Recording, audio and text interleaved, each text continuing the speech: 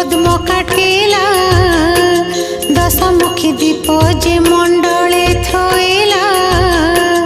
धूप दीप नैवेद्य से ही बाढ़िला लक्ष्मी नारायण बोली स्मरण